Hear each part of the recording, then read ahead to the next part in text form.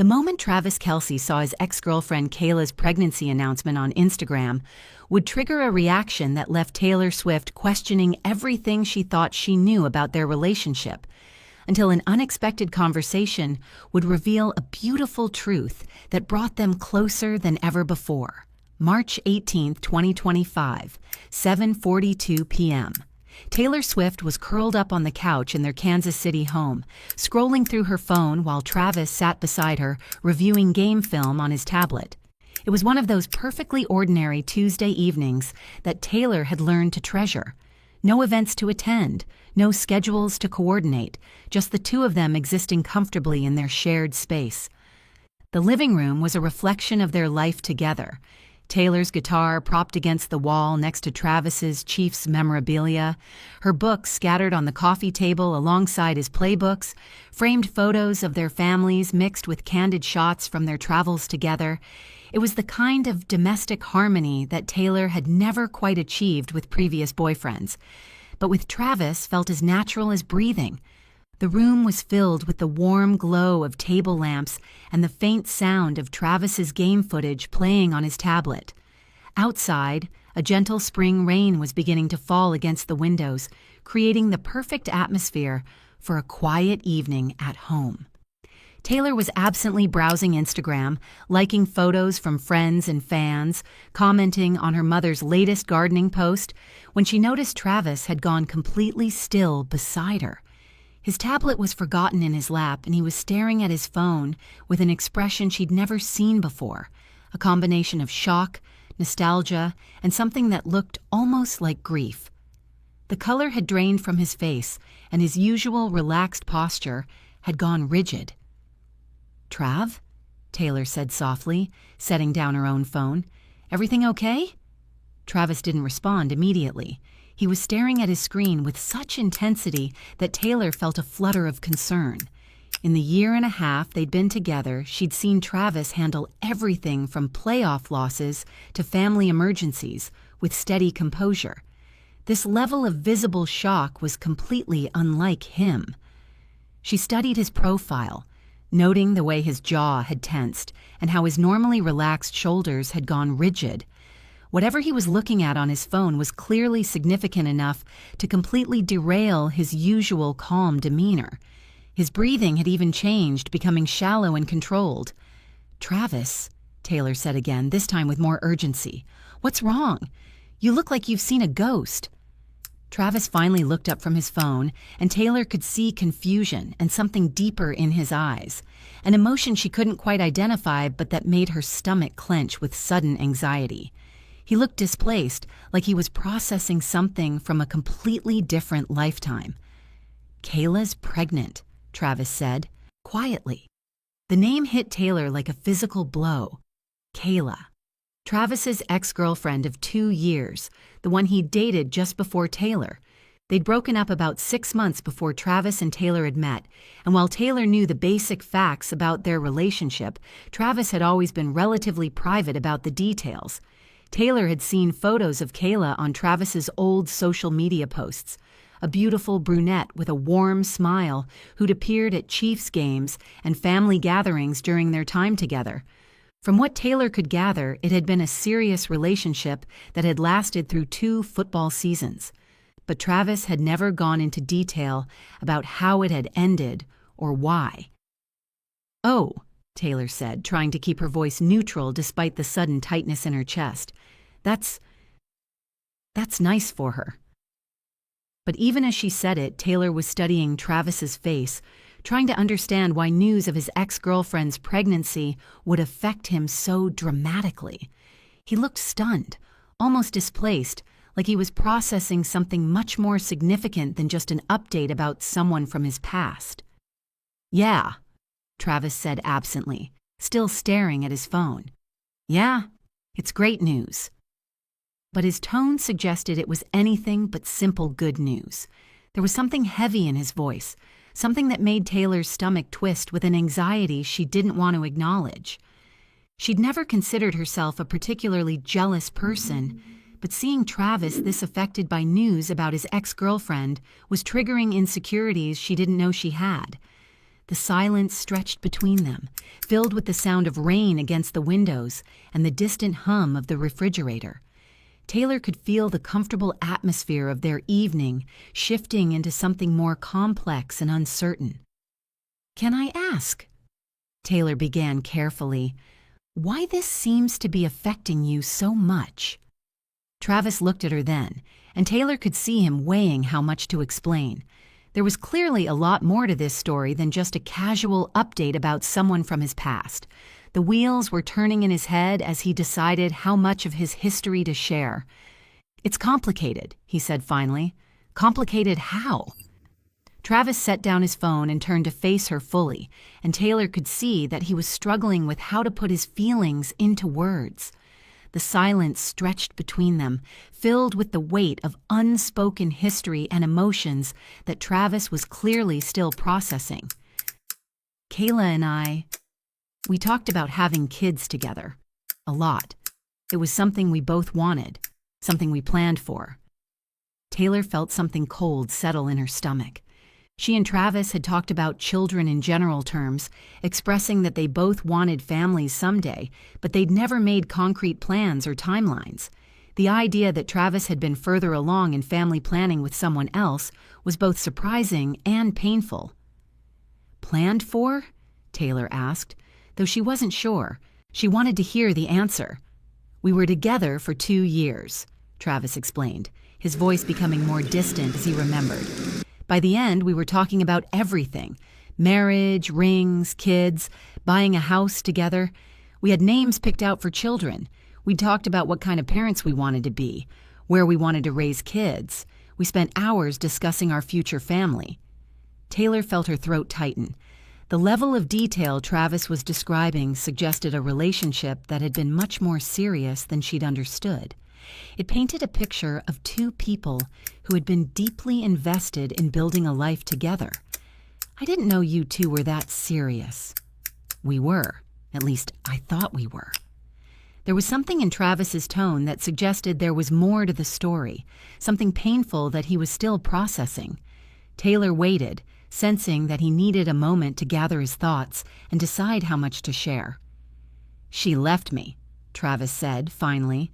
"We were deep in it, talking about marriage, rings, kids, and then she just ended it, completely out of the blue." Taylor felt her world shift slightly. Travis had never mentioned that they were that serious, that they'd been actively planning a future together when Kayla had ended things. She just ended it? Why? Travis was quiet for a long moment, clearly still processing emotions he hadn't expected to feel. When he finally spoke, his voice was carefully controlled, but Taylor could hear the old hurt underneath. "She said she couldn't handle being with a football player long term. The travel, the schedule, the media attention, the pressure. She said she wanted a normal life with someone who had a normal job, and that she didn't want to spend her 20s and 30s working around someone else's career." Taylor began to understand the complexity of what Travis was feeling. This wasn't just about Kayla being pregnant. It was about seeing someone who had rejected the future they'd planned together, now embracing that exact future with someone else. "She told me that loving a football player was exhausting," Travis continued, his voice getting heavier with each memory. "That she was tired of planning her life around my schedule, tired of dealing with media attention, tired of sharing me with my career. She said she needed someone who could put her first all the time, not just during the off-season." Taylor could see the pain in Travis's eyes as he relived those final conversations with Kayla. It was clear that her rejection had cut deep, affecting not just his romantic confidence, but his sense of self-worth. "She made me feel like my career was a burden on anyone who tried to love me," Travis said. "Like I was asking too much of someone by wanting them to be part of my world." "So, seeing her pregnant," Taylor began. "It's just weird," Travis said. "For 2 years, she told me she wanted to have my kids someday. We talked about it constantly. She had strong opinions about baby names, about parenting styles, about what kind of house we'd want to raise children in. She used to talk about teaching our kids to play football, about what they'd look like, about family traditions we'd create together." The detail in Travis's memories was painful for Taylor to hear, but she could see that he needed to work through these feelings. Each memory seemed to bring back not just the happiness of planning a future, but the confusion and hurt of having that future suddenly rejected.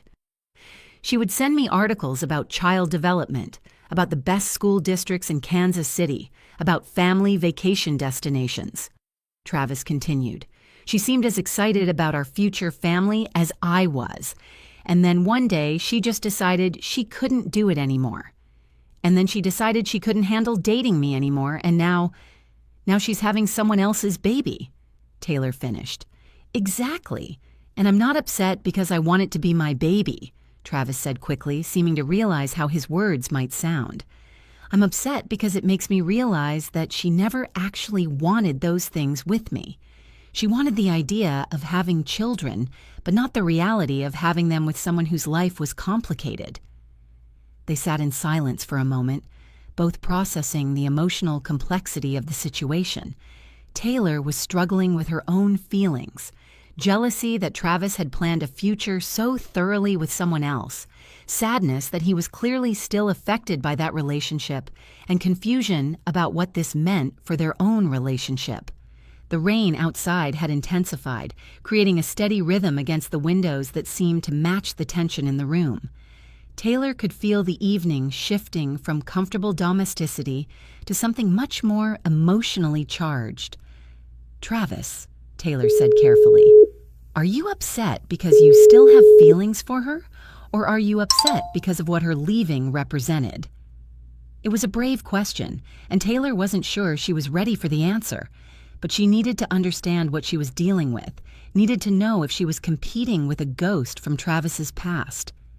Travis looked at her with surprise, as if the thought hadn't even occurred to him.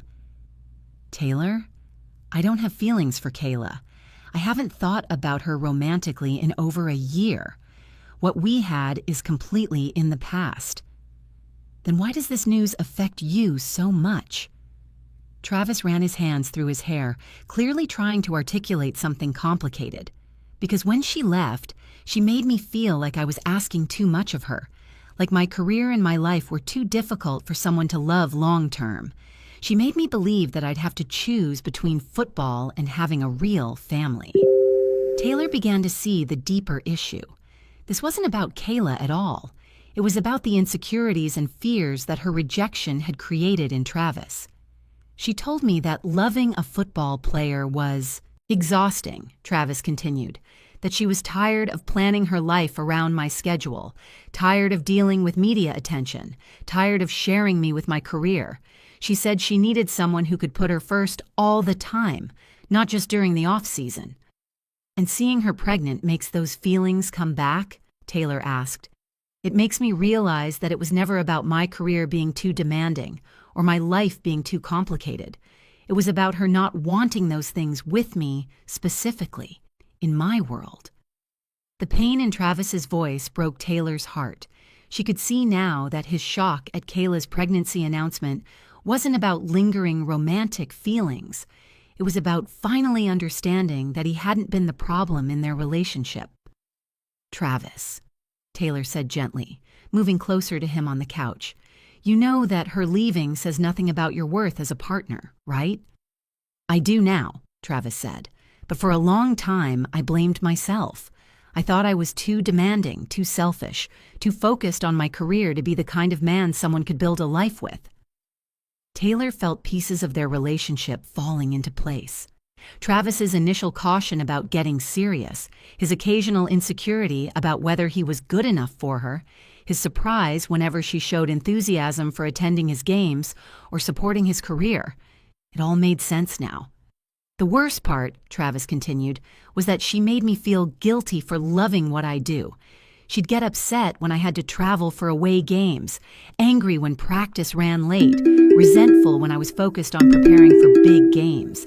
She wanted me to prioritize her over everything else, including the career that made our lifestyle possible. Is that why you were so surprised when I wanted to come to your games? Taylor asked. Because Kayla didn't want to be part of that world?